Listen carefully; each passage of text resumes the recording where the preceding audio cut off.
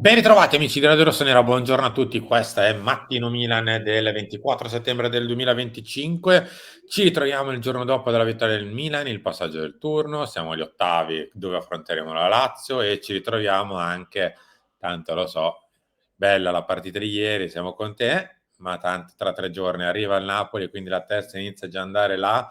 Enrico Boiani, ciao. Ciao, buongiorno a tutti, ben ritrovati.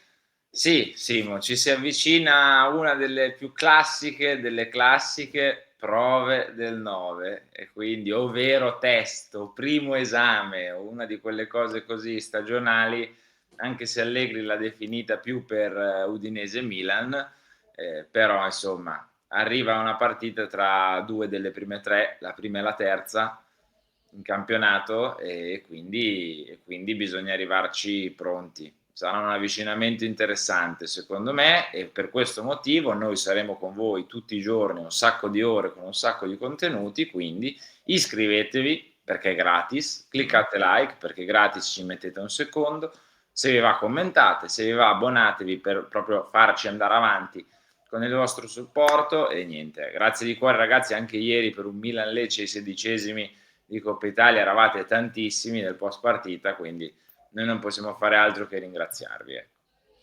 Sì, diciamo che ci stiamo stupendo di questa sorta di friccicorio del fatto che il calcio sia tornato al centro del Milan, ma che, che vabbè, sì, bello, però in teoria dovrebbe essere la normalità e quindi meno male che è così, assolutamente. Bello che siamo qui a pensare, caspita, ma che squadra saremo con il Napoli? Che stagione vivremo se vinciamo con il Napoli e se iniziamo a fare qualche risultato pesante anche contro le big?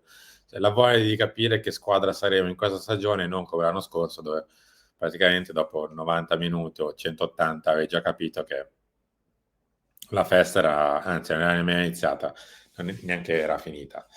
E quindi vivremo questo avvicinamento con però, Harry, ovviamente i piedi non saldati per terra, dobbiamo farlo per forza di cose perché arriviamo, come hai detto, da stagione, eccetera. E non è che il Milan ha tolto i problemi, ha aggiunto persone che tendono a risolverli per la parte sportiva.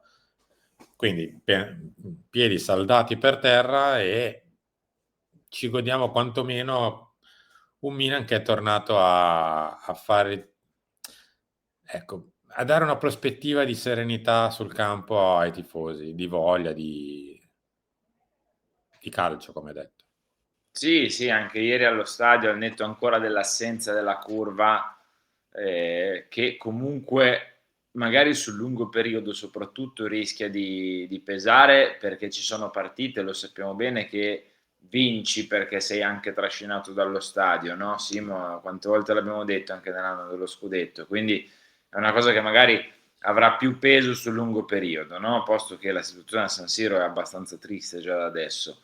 Però comunque anche ieri sul 2-0, dopo il 2-0, c'è stato un pochino più di spirito, no? Rispetto anche alle prime proprio di questa stagione, no? Anche alla partita col Bologna, c'era un pochino più di, non lo so, di luce. Ecco, ho visto un Mm. po' più di luce a San Siro ed era appunto un Milan-Lecce il 16esimo di Coppa Italia. Poi ovvio, da qui a riempirlo automaticamente, riportare anche molti tifosi allo stadio, perché sappiamo che in questo momento tante persone presenti allo stadio, non dico che siano di passaggio, ma quasi, però il riportare anche magari un po' più di tifosi è merito dei 20 ragazzi, 22, 23, quanti sono che stanno giocando e del signore in panchina, compreso il suo vice perché ha fatto la metà delle partite. Quindi, insomma, è bello rivedere calcio nel Milan, li riassumerei così, perché era un po' di anni che non si vedeva, ma non parlo di calcio a livello cioè, di gioco liquido e 3.0, eccetera, cioè vedere il gioco del pallone che ha la priorità e io sono contento di questo. Ovviamente poi balzano agli occhi i singoli, le giocate, tutto quello che stiamo iniziando a vedere, soprattutto a centrocampo, che è un po' il motore della squadra in questo momento. Strano, pazzesco, non succede mai nel mondo del calcio che il centrocampo sia il motore di una squadra. ieri mancava Modric per ovvi motivi d'età e quindi bisogna preservarlo in 7 giorni, ma chi non viene risparmiato neanche un secondo della partita è Adrien Rabiot, che ieri se l'è sparata tutta, ha fatto l'ultima mezz'ora in ciabatte, quindi è ovvio che si sa gestire e non è che sia andato in grande affanno.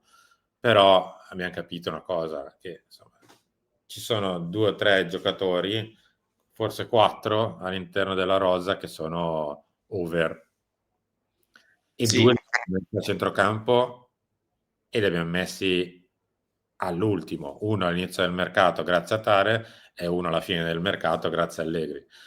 E meno male che sono arrivati, perché altrimenti saremmo stati molto in difficoltà, perché lo stiamo vedendo cos'è Rabiot. sì, Simo, cioè, quasi ti direi meno male che Bonazzoli si è inventato il gol del campionato alla prima giornata, mi verrebbe da dirti, perché altrimenti magari nemmeno Rabiot sarebbe qua. Scherzi a parte, sono due ragazzi, sono anche i più agi della squadra a momenti, però insomma sono due giocatori che fanno la differenza. Modric per la qualità che ha, per la testa che ha, cioè un giocatore che arriva prima degli altri in ogni situazione.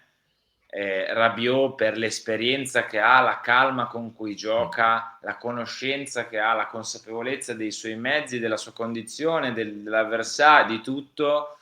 Sono veramente due giocatori superiori a cui possiamo aggiungere in questa rosa Christian Pulisic, perché entra, segna, qualsiasi cosa che tocca è oro in questo momento qua, ma direi da quando è arrivato al Milan praticamente, una sorta di remida del pallone.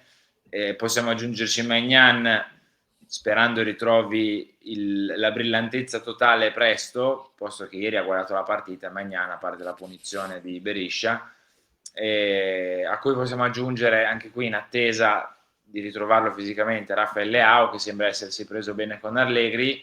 Ne aggiungo un altro io, Simo, perché per me bisogna battere questo chiodo. Alexis Almacher, che da inizio stagione che gioca partite una più bella dell'altra, quando gli altri calano lui cresce, cioè è un giocatore in questo formidabile. Ieri ha messo 2 o 3 cross, uno è diventato poi anche l'assist per Kunku, uno per la traversa di Rabiot.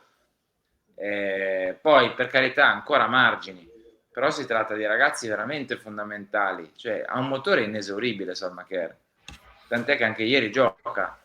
E non bisogna diciamo fare a meno di questi ragazzi che fanno la differenza in questo momento qua, eh. Quindi aspettando Leao, speriamo che con il Napoli possa essere almeno in panchina, come ha detto Landucci ieri, soprattutto se domani dovesse riaggregarsi al gruppo, perché con Leao, Pulisic, con Kunku che magari se entra in condizione può darti una mano in più situazioni, diventa una situazione interessante. Beh, allora, su Alexis, insomma, penso che anche voi a casa sappiate che insomma, è stato un po' sballottato per essere buoni in queste 2 stagioni. Ma non voglio essere greve, ma se lo stesso Fonseca, che insomma si era fatto andare bene tutto, aveva posto una cosa, eppure quella gliel'hanno bruciata alla fine della scorsa estate. C'era un motivo per cui voleva tenersi sto ragazzo e c'è un motivo per il quale quest'estate Allegri voleva tenersi Salma Kerr, anche se estate ci hanno tentato, però Ma eh, sì, ma perché siamo sempre lì. sì, il gatto e la Le volpe è ancora persone lì. che avevano più Sì. imprinting prima nell'aspetto campo, e sappiamo tutti di chi stiamo parlando, senza nemmeno citarle, perché se il Milan sta andando bene è perché queste persone stanno magari influenzando meno la cosa, metteva come focus qualcos'altro invece che il campo.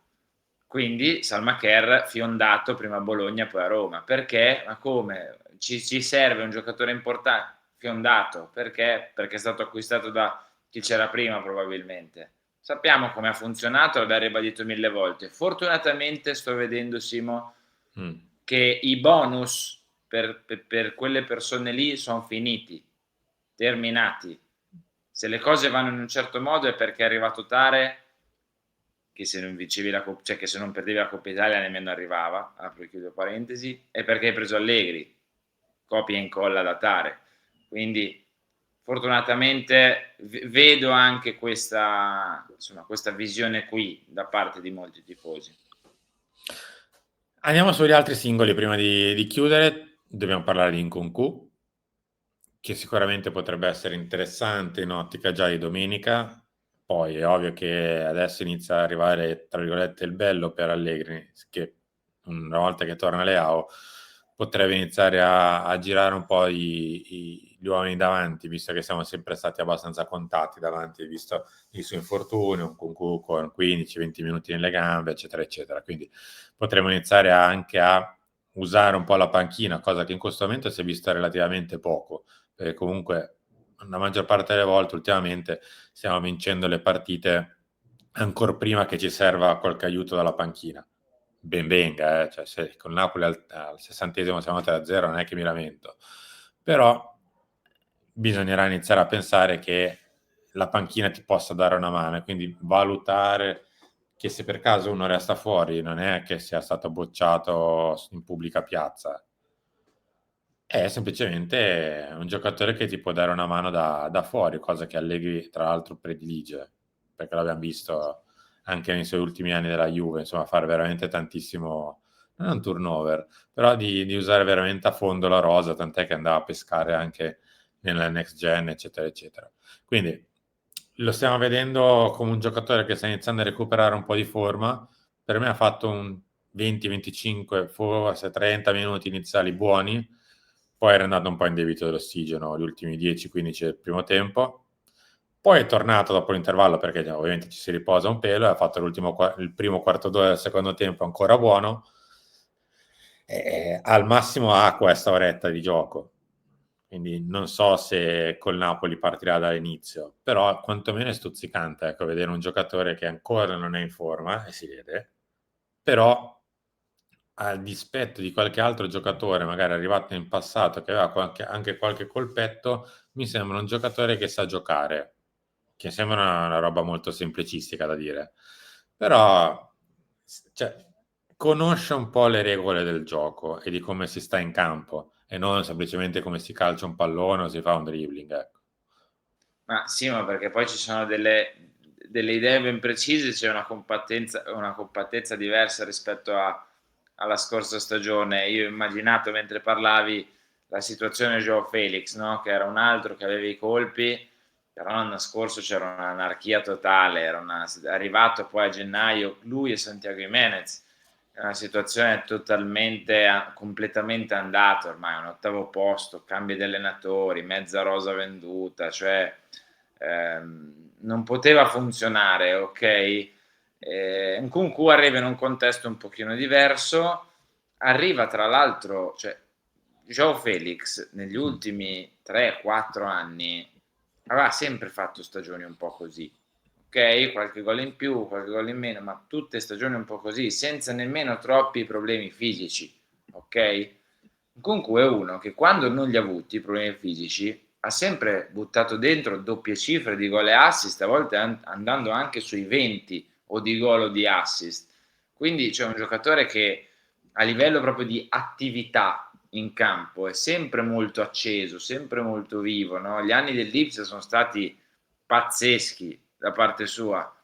Poi, ovvio, ha avuto un problema fisico, è andato al Chelsea, che è una lavatrice negli ultimi anni, ma di quelle proprio lavasciuga, non solo lavatrice, e quindi si era un pochino perso. Però è un giocatore che se è nel contesto giusto e sta bene, cosa gli puoi dire? Immagino niente.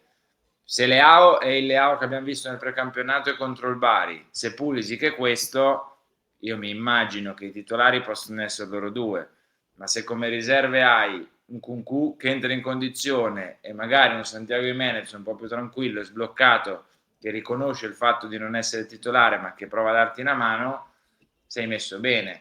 È ovvio che tutto deve andare, diciamo, nel domino e nel puzzle che stiamo immaginando. Ecco. Praticamente non citiamo mai la difesa, i difensori, che in teoria, peraltro, almeno per quanto mi riguarda, è forse il reparto che ha nei singoli le qualità peggiori, è un brutto termine, però rispetto al centrocampo e all'attacco, nelle qualità dei singoli, sono, per quanto mi riguarda, un gradino sotto, In però questo senso, sì, ma volevo farti una domanda infatti su De Winter, perché ha giocato in mezzo dopo aver giocato a braccetto, è vero che era in Lecce, è vero che erano in 10, poco giudicabile. quasi niente giudicabile. Per di più giocava contro Francesco Camarda, che comunque si vede che è ancora veramente molto ragazzo, ma non è per dare la croce addosso a Camarda, che ricordiamo ha 17 anni, si può permettere il lusso di bucare ancora 2 stagioni, per carità, cioè, e di crescere senza dimostrare di essere un campione. Può ancora fare, che so, 2 stagioni a prendere scarpate in Serie A senza fare 3, 4, 5 gol a stagione, non di più, e ne avrebbe 19, quindi Anzi, esagero Simo, calma. deve fare 2 stagioni a prendere scarpate, Sì. perché poi sono quelle stagioni lì che lo portano a fare 20, 25, 30 gol più Eh. avanti, Perché Però senza quelle non si fa.